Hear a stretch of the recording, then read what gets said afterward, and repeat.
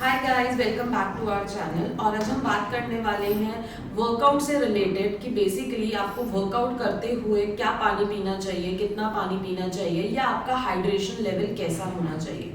सबसे पहले मैं आपको ये समझाना चाहती हूँ कि इस वाटर की ज़रूरत क्या है। बेसिकली जब भी आपकी बॉडी का टेम्परेचर इंक्रीज होता है तो हमारी बॉडी का thermo regulation which is a phenomena, ताकि आपका जो नॉर्मल टेम्परेचर है वो रेगुलेट किया जा सके, वो एक्टिवेट हो जाता है।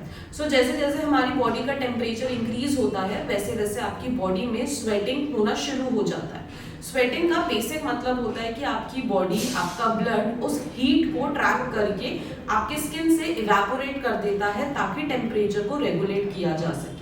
अब इस दौरान आपके स्वेटिंग में बहुत सारा fluid which is your water and बहुत सारा इलेक्ट्रोलाइट लूज हो जाता है। अगर आप अपना परफॉर्मेंस मेंटेन करना चाहते हो, अपना एक्टिविटी मेंटेन करना चाहते हो, तो it is very important to replenish that fluid and electrolyte portion. अब कुछ लोगों को स्वेटिंग ज्यादा होती है, कुछ लोगों को स्वेटिंग कम होती है। बिकॉज आपका स्वेटिंग रेट क्या होगा ये आपके स्वेट ग्लैंड्स पे डिपेंड करता है and every individual have different amount and different kinds of sweat glands. इसीलिए ऐसा कोई ज़रूरी नहीं है कि अगर दो इंडिविजुअल सेम वर्कआउट कर रहे हैं तो जो उनका स्वेट रेट है वो सेम होगा एंड इवेंचुअली आपका जो हाइड्रेशन लेवल है या रिक्वायरमेंट है वो भी सेम हो, ऐसा ज़रूरी नहीं है। आपका अपना स्वेटिंग रेट क्या है, आपको किस हद तक स्वेटिंग होती है, आप किस इंटेंसिटी पे वर्कआउट कर रहे हो, विल डिसाइड कि आपको कितना पानी पीने की ज़रूरत है। बट एक चीज़ जो ध्यान रखनी चाहिए वो ये कि आपको एक बार में बहुत ही एक्सेसिव वाटर लोडिंग नहीं करनी है। Always take sip by sip. Keep a water bottle और a shaker with you so that whenever you feel thirsty आप थोड़ा थोड़ा करके उस वाटर को सिप कर सको।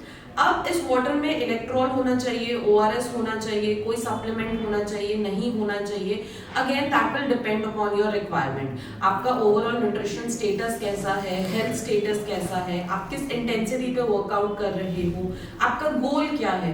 ये सारी चीजें डिसाइड करेंगे कि क्या आपको कोई सप्लीमेंट लेने की जरूरत है या ORS की जरूरत है या आपका जो वर्कआउट ड्यूरेशन है वो क्या है। ये सारी चीजों को मद्देनजर ही हम ये डिसाइड कर सकते हैं कि आपको कोई भी सप्लीमेंट की ड्यूरिंग वर्कआउट जरूरत है या नहीं।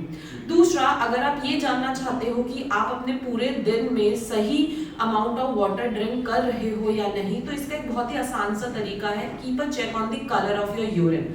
अगर आपका यूरिन कलर डार्क ब्राउन या डार्क येलो टिंट का है, that means there is a problem, you need to increase your fluid intake, आप डिहाइड्रेशन स्टेट में हो।